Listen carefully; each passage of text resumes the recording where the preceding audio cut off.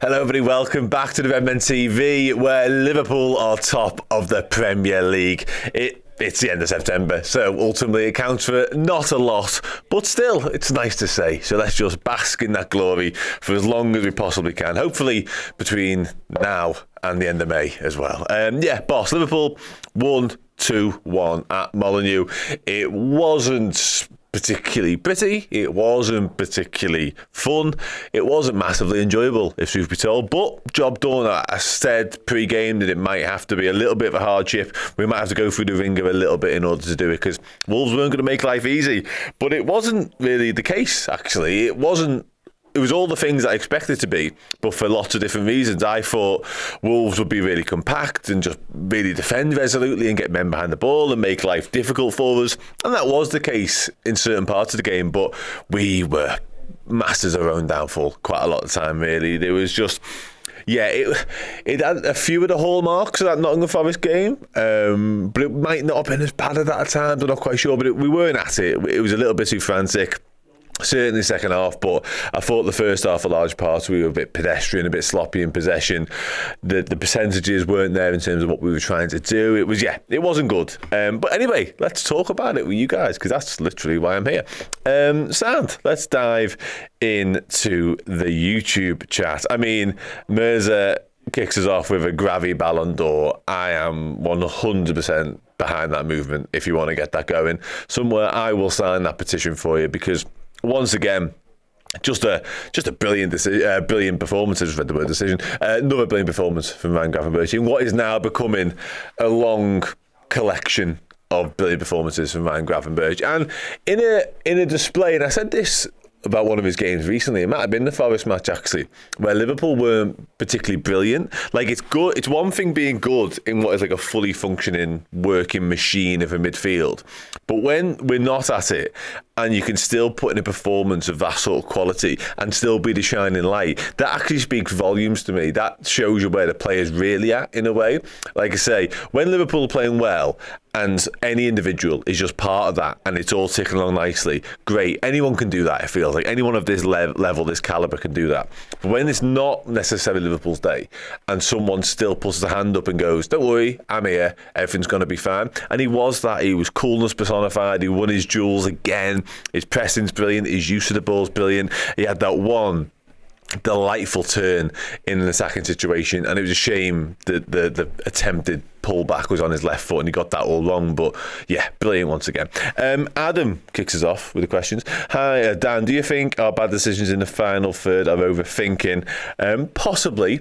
Yeah, possibly. There's definitely something amiss there in certain situations. I do think Wolves, to give them some credit, were quite well organised, much as I expect them to be, really. Certainly from a defensive point of view. They shocked me, and they might have shocked Liverpool with how ambitious they were actually early on in the game. I didn't think they'd be quite as adventurous. I thought they'd be more cautious and they'd sit really deep and just try and soak up pressure and try and make life as hard as possible for us. And I wondered whether we'd have the guile and the deftness with which to break that down, but it didn't turn out like that whatsoever. It was actually a little bit basketball-y at times. And as much as...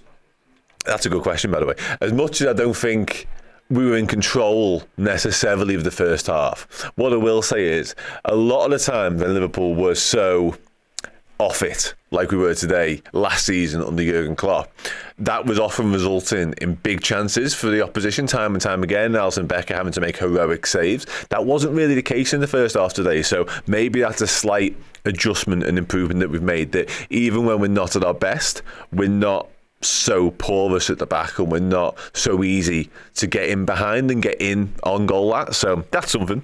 But let's be honest, it wasn't very good for large parts of it. There's some standout performance we will talk about in more detail in the player ranking show a little bit later. But yeah, literally, I mean, you say this, Damien, but I think they actually went toe-to-toe with us a little bit more than that gives them credit to. And don't get me wrong, like I say, it never resulted in clear-cut chances. The only clear-cut chances in the first half fell to Liverpool. Obviously, there was Szoboszlai one, which he, inexplicably doesn't score, really. You can say Sam Johnson does well in terms of he gets back across and he makes himself available to make that save. But Szoboszlai, he gets good contact on it. Maybe he gets too good a contact on it. Maybe he just needs to scuff it in with his studs. But he has has to score. Whatever way you want to dice it up, like, he just has to score. But I do think Wolves played a more expansive game than I expected and anticipated. And that's not to say they were prime Barca or prime Brazil and they really, threw it on our toes, because they didn't.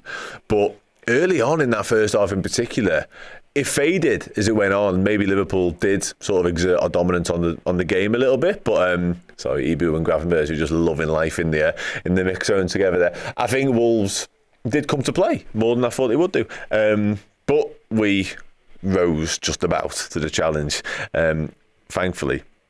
In the first half, Ryan not that great in the first half. No, but Liverpool weren't, were we? Let's be honest. And I think he was still one of the standouts in that first half performance. I think there was too many poor displays. Actually, we'll talk about Dom Szoboszlai in a minute. I see a lot of people doing that in the chat already. But I think to a man, we were probably below par in that first half. There's not many that come out of that with loads of sort of credit, I wouldn't have said.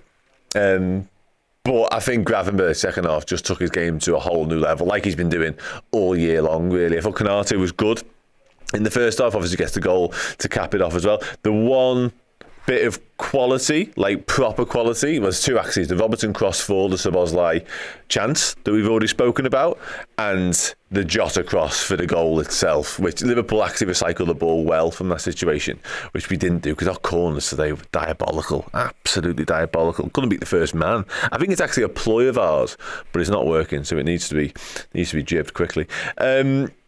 Russell says if we can play poorly and win, it doesn't matter, and I 100% wholeheartedly agree with that. That's a big sort of tick in any box for any team.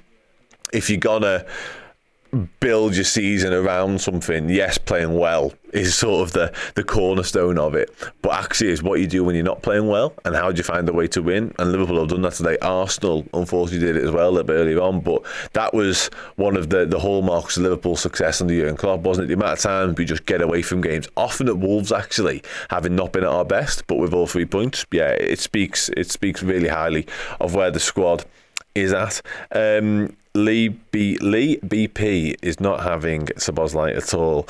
He runs around like a dickhead, but there's no doubt in his commitment. There's absolutely no doubt in his commitment. But again, his quality. From BBD Warrior, with just some emojis. What have we got? We've got the 100. I can't make that one out because it's yellow. Oh, it's that. Okay. It's a beer and a ciggy. Okay. Sound. Yeah. Good for you. I guess that's your night now. Boxed, I'm going to say. But yeah, happy days. Graz, I think you're right on this, by the way. And I think we definitely fed into that in the first half. I think we gave them a bit of a license to be a bit more attack-minded. And listen, again, I'll come back to it. I'm not saying Wolves are outstanding, because they weren't. I'm not even saying they really, really laid the gauntlet down to us. But I think how off it we were in the first half in particular definitely encouraged them. And it encouraged the fans as well. You could hear them through there. Like, they were all of a sudden, it was quite subdued early doors. But I think us not being able to play our usual game just meant they got a little boost, and maybe they just lifted 5-10%, and yeah, it was far more demanding a game than potentially it should have been. Adam Harrison says Trent's defending has improved so much, by the way, it should be spoken about more. Yeah, I 100% concur with that as well, to be honest with you, mate. He actually defended really well, and sometimes actually of late, and you wouldn't normally have said this about Trent, it's actually been the defensive side of his game that's shone out more than some of what he's been able to do going forwards, I'd say. Today might have been one of them occasions, actually. He was good in a lot of ways in an attacking sense, but it was some of his defensive contributions that really sort of stood out and made the difference, I'd say. So yeah, I think he's got a good balance going on at the minute. I think he's always going to be weighted more heavily in what he can do in the final third and stuff like that, and his passing range is obviously a joke, as we well know. But yeah, very good once again. Was he really? I suppose it's such an arbitrary, like, stats-based thing that maybe, I guess, but it's still a little bit mad, because I don't think Gravenberch is ever going to get man of the match on like an FPL type thing, because his is so eye test related. I guess tackles, won, interceptions, duels may all play into a little bit of a boost point wise, but I don't get that. I don't get that at all. Sad. Oh yeah, do you know what, actually I knew there was something when I was praising Trent a minute ago, did me head in, and it was that. It was so early on. The 7th minute of the game, he kicked the ball away. And you're on a hide into nothing as well when you do that early on, especially when, like, you know, he's got Ait-Nouri down his side. Thankfully, Bellegarde had a bit of an off day and never really got at him. But when you get booked, as a defender, when you get booked so early on for something so stupid, it was criminal actually from him. But again, to his credit, he managed to recover and actually played pretty well defensively from there on out. And that Trotter, absolutely, it was a mature performance from him in that respect, actually, because he could have easily done something equally as daft 15, 20 minutes later, whatever, and we'd have been down to 10, which would have been even more difficult. The Konate, the goal concession, let's address that now while we're here. It was poor, wasn't it? Initially, I wasn't sure sort of which one was at fault, whether it be Alisson or Konate, but clearly it's a long way for Alisson to come. It would have been nice had Alisson have been committed and just gone for it, because ultimately Konate wasn't, but Konate has to deal with that. He's got like 2, 3, maybe even 4 opportunities with which to do so. At some point he has to realise the keeper's not coming and get it behind for a corner, you know, anything. Just don't allow the Wolves players to get the other side here and win it back and put it back into a dangerous area. It was really poor. Really, really, really poor. Mr. J Mango is in the chat. Wolves had a spate of illness, so forgive me for not being impressed with relying on a penalty to get past this team. Yeah, and listen, Liverpool we were far from perfect today. We had to be patient, and I think we probably could have been a bit more. We could have had more quality, to be honest with you. But I also don't think where Wolves are at is a true reflection of Wolves. I'm not suggesting they're going to for one second be sort of challenging Europe or anywhere near that sort of lofty height when it comes to the end of the season, but they're better than being bottom of the league. And I think over the fullness of time we'll see that, to be honest with you. I think they're a decent outfit, I really do. Your point about the illness is right. They were missing both centre-halves from last week, so maybe we should have profited more from that. But Szoboszlai's miss is really poor. It's all good. No, it's all good, mate, honestly. Don't worry about it. Szoboszlai's miss is a shocker. Salah misses that open goal in the second half as well. So, yeah, Liverpool had chances to make tonight more comfortable, despite, again, being way, way off our maximum level. So, yeah, with the benefit of hindsight, we can all sit here and speak, like, I don't know, openly about Liverpool's poor display, because again, with the benefit of hindsight, we know Liverpool in the game and we can all move on. And Liverpool are top of the league. Like, Liverpool are top of the league. I can't stress that enough. There's a lot of, and exactly this, Stefan, you're spot on. Liverpool do need ugly points. Winning ugly, again, can be the bedrock and the foundations of what makes you have a good season. And as of tonight, Liverpool have found a way to do that. So it's all good. It's all good. I'm sound. Devanis, hope you are as well, mate. Thanks for joining the chat. As ever, I'll pop over to Twitter in a moment and see what they are saying. Sad, yeah. Trotter soccer. It's easy for me to say. Says Gakpo should start. I thought Diaz was good again tonight, though. So I don't know where you're going to start him. I thought Jota was actually struggling a little bit throughout most of the first half, to be honest. Who on earth is Postman Pat? Who the hell is that? Someone's going to have to tell me who that is. Postman Pat? Please tell me, because I'm none the wiser. This, by the way, Adam, no communication. Someone has to deal with it. Someone has to take charge of that situation, and none of them did. And you're talking about two of Liverpool's, certainly Alisson, most senior operators. Konate as well. Konate's been around long enough. He's played enough footy. He should know better that if he senses for 1 second there's a chance that the Wolves player could nick it and Alisson's not coming, get rid, deal with it. Like, Jamie Carragher would have dealt with that. Virgil van Dijk obviously would have dealt with it as well. But Carragher would have been no nonsense, if in doubt, kick it out and all that. Mac 10, Sobo, what do you want to talk about? Alisson, the Pat. Looks like Postman Pat. Okay. I don't know. I mean, maybe a tiny bit. I'm not sure. Okay, Paul and Chris said Alisson. Okay. Right, yeah, maybe. I don't know. I'm not in love with that. Lookalike, to be on a page, said, okay, sound. Yeah, if we're going to go with it, he definitely always delivers, so maybe. I preferred Bearded Alisson as well, for what it's worth, but you can't have everything. Right, Twitter time. Let's do that. I'll get rid of this YouTube chat while I do. Let's see what Twitter is saying. So, Twitter is usually the beacon of positivity. So let's find out, shall we, altogether. Phil Kennedy says, well, it was a win, and I'm glad that was a win, but my God, that was a very poor performance. It was just a horrible watch. I thought they played far better against Forest. I'm not sure about that, I'll be honest with you. James says, when your rivals drop points, you've got to make sure we win. We won, doesn't matter how. Top of the league, now onto the Champions League at Anfield. That's the spirit. We won, it wasn't pretty, but we moved, from Scott Barton. I want to see us start closing games out like a team that's going to win the league. Need to be comfortably finishing games like this, but a win's a win. Yeah, I agree with that. That's from Nate in the Twitter, actually. I think, and this sort of ties into what that comment is all about, actually. There was that golden opportunity on the counter with Salah and Curtis Jones, and Salah, does he underhit the pass? I've only seen it once, to be honest with you. I was too busy tweeting about it straight after. Does he underhit the pass? Does he not get the right direction on the pass? Is it a combination of two? But yeah, Liverpool, for all of our sakes, and we've praised Liverpool under Arne Slot for being able to sort of get in-game rest and take the foot off the gas a little bit. You can't do that with a game on the knife edge like it was tonight away from home, with a Wolves side that were half a threat, I think it's fair to say. When you're going into the dying minutes of the game and there's only one goal in it, you need to exert far more energy. But if Liverpool are 3-1 up, Liverpool are 4-1 up, like we had opportunities to be and to kill the game off, yeah, would have been a far more straightforward night for everybody involved. Swap nil, honestly, I've got no idea. Apparently, it's been a thing all night. I've only just found that myself. Let's put it that way. Alexander says, I agree with you that Jota was struggling, but even then he created both our goals. I think Slot rated him over Núñez for the difference in their decision-making.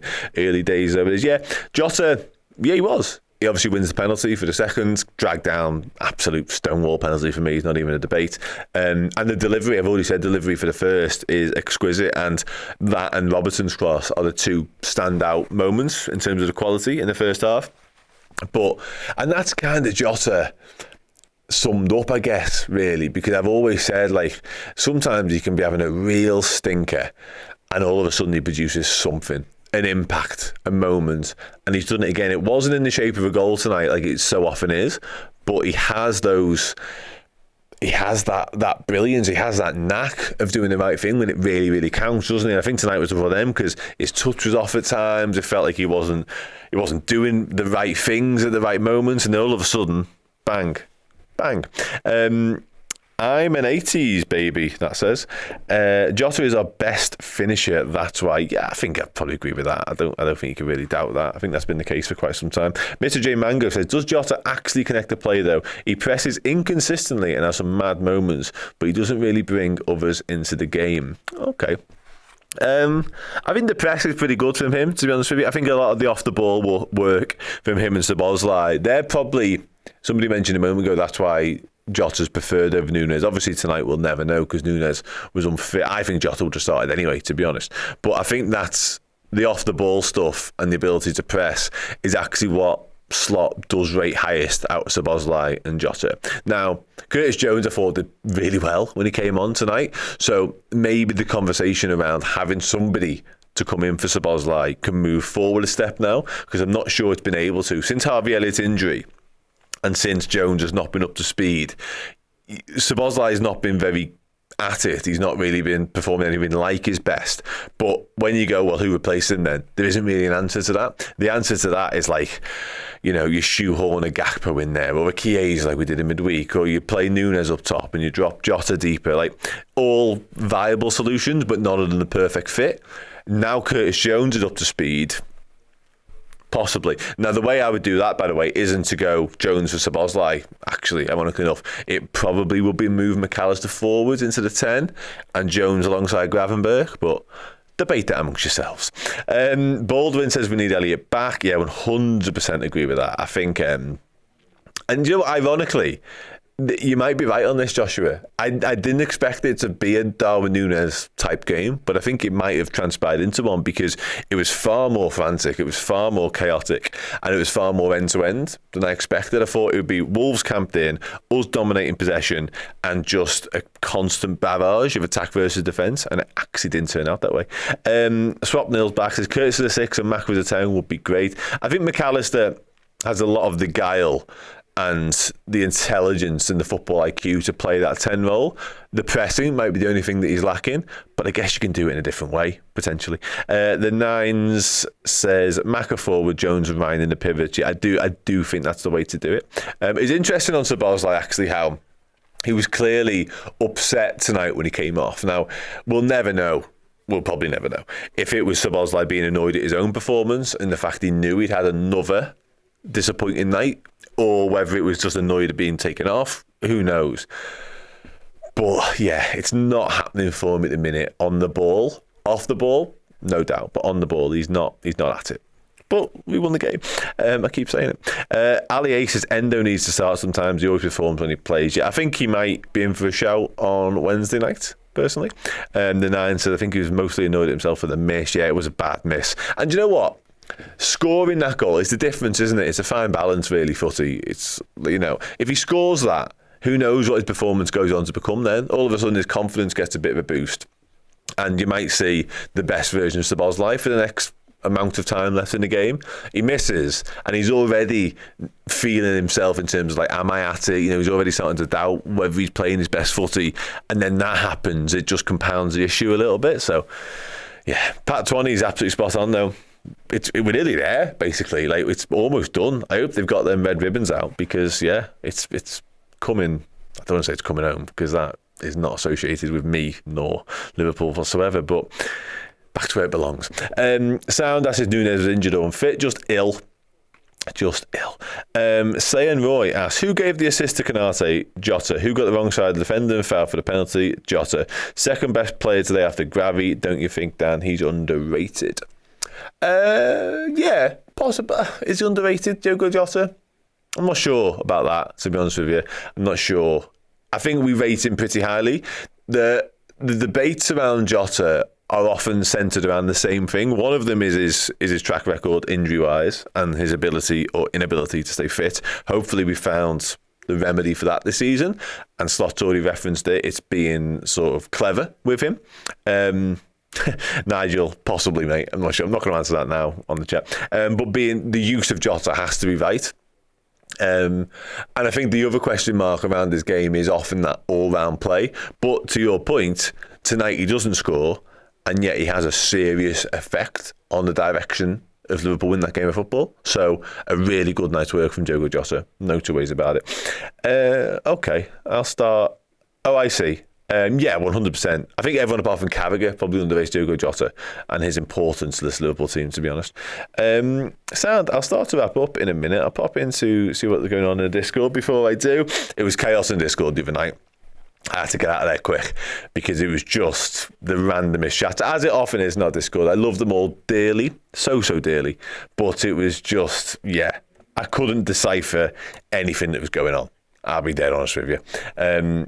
So yeah, I'll pop back in there in a moment. I'll quickly dive back into the Twitter before I do. Paul Smith was a horrible game, but 3 points in the bag. That's all that matters.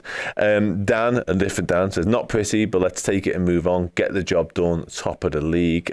Rob says 3 points, all that matters. A win is a win, but a terrible game of football. Really bad performance in his opinion. Sean, thank God that is over. Wasteful all over the pitch all game long. Yeah. Okay. Was it? Yeah, it wasn't great, was it? It wasn't great. Sad. I'm going to start wrapping up now. Let me just check I haven't missed anything. Sobbo's in midfield. Darwin, incredible legs and flair, but missing that final. Is a midfield Darwin, I think you mean. Okay, I see. Anthony says, don't forget, Wolves had a midweek rest where Liverpool had to face a Premier League side in the Cup. Yeah, I would caveat that with Liverpool made 10 changes in midweek and Wolves have had a ravaged week build up for this. They lost 2 centre halves, one through like season-ending injury, one through a virus, and I think they've had lots of problems with a virus. So again, you've got to credit Wolves for their display today, I guess, and it's not a display of a team that are likely to finish bottom of the league, in my opinion. But we will see. I haven't seen Slott's interview. I did see he was on the telly a minute ago, but obviously I haven't heard it. Sad, boss. Happy days, I think we're good. Baldwin, I'm glad whenever Jones comes in, he's been good. The amount of people who want to sell him. Yeah, Jones is a very divisive figure. he split opinions massively amongst the Liverpool fan base, I think it's fair to say. And I thought he was good tonight when he came on. Actually, I thought he held the ball up well for us in a moment whereby you want him to. It's getting a little bit tetchy. We're all a little bit nervous. We're all panicking about the amount of time that's been added on, all that sort of stuff. And Jones very often was that out ball, and he was the one who was able to win free kicks and just hold it every now and then. I do wish we'd been a bit cleverer with our game management towards the end. I felt like we had a few opportunities to get rid and didn't necessarily do so. Maybe Rose had a couple. But yeah, I think by and large, Curtis Jones was one of the standouts towards the back end of the game when we were desperate to kill the game. Desperate to kill it. Sound? Let's start to wrap up this show then, if that's okay, everyone. Quick check in here before I do so. Yeah.